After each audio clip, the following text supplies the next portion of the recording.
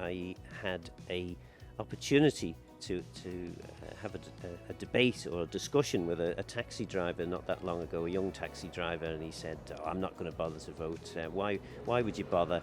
And I'm thinking, well, there's so many reasons why you would bother.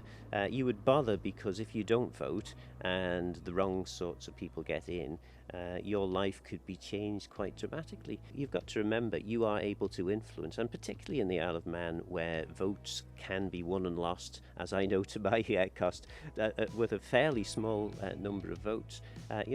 Politicians make decisions about your future, very significant decisions, but if you don't vote for them, you make it more difficult for your voice to be heard.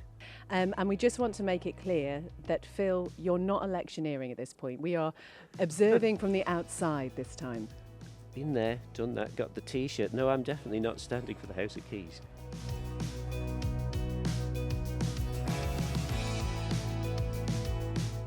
Many people, when they think about climate change, they think about carbon emissions, they think about fossil fuels, and they think, well, the Isle of Man is so small in comparison to most of the big polluters in the world that it doesn't really matter what we do.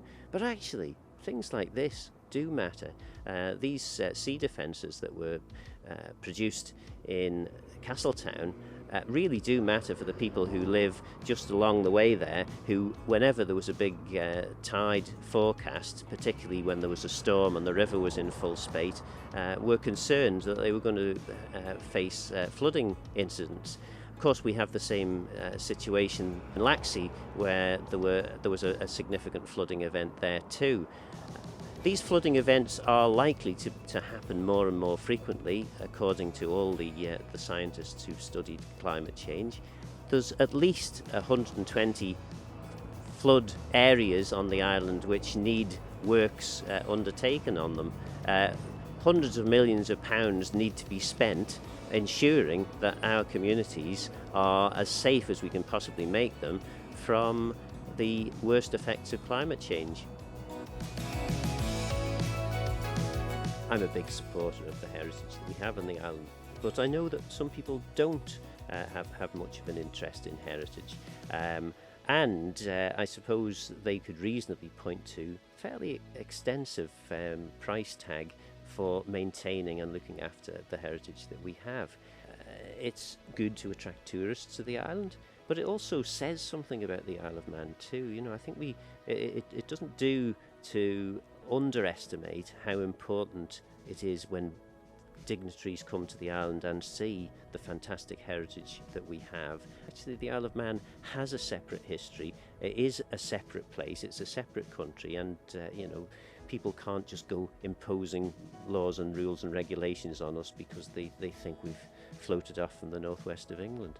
It's interesting, isn't it? Because heritage is obviously history. We've got the castle, we're just across the way, as I say, from the Peggy here.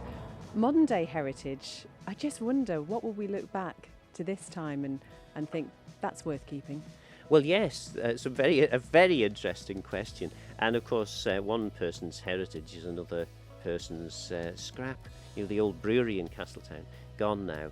I remember going in there once as a young man and being amazed at this very historic place. So these things have gone. Would they have been important enough to have saved for the future? Perhaps. Can we save absolutely everything? No. Maybe 30 or 40 years ago, the concern then was that housing had become so expensive that it was getting on towards 3 or 4 times the average person's salary just to get a foot in the housing market. Over the course of the last 30 or so years, that's gone up to 7 or 8 times an average salary. Of course, there are a whole load of problems then associated with addressing this. There are people who own houses who certainly don't want to see the value of their properties fall.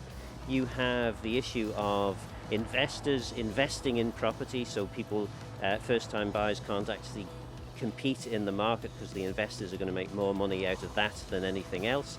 So there's a whole range of issues, many of which are conflicting, which make it quite difficult for politicians. So any politician who knocks on your door and says, I've got a simple solution to crack housing, I would be a bit wary of them.